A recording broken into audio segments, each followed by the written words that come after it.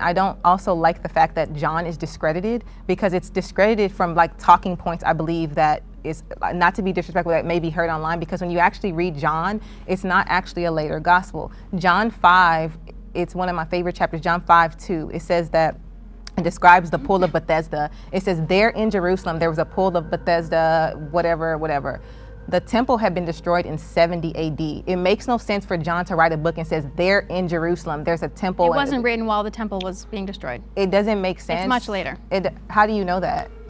From reading 1,000 books and reading historians. It was, by the way, I just looked on a Christian website. Everyone knows it was written after Jesus was killed. Dating for the Gospels, do you know how dating for the Gospels is done? Probably not as well as you do, but yeah. Dating for the Gospels is not some robust system. We have no original manuscripts. We only have copies. So what they do is they look at the eternal facts. If I wrote you a letter and I started talking about B2K and I'm like, I'm going to the concert, you would know that I'm probably writing this letter from 2005. They do the same thing when they're reading it. So when you look at the internal evidence, you find that the book, John 5:2, I encourage you to go back and look at it. And in that same chapter, it discusses a practice that only Jews would know in that time, the stirring of the water to go down in the pool of Siloam. It doesn't talk of it Jews as were a still relic. alive.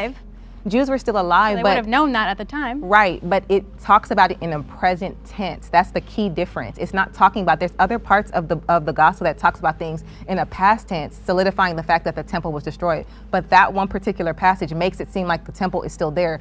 The temple was destroyed in 70 AD, so this couldn't be something long, 50. That's just something that people say online. It doesn't line up with the I haven't heard scripture. it online. I read it in at least 10 different books on Christianity.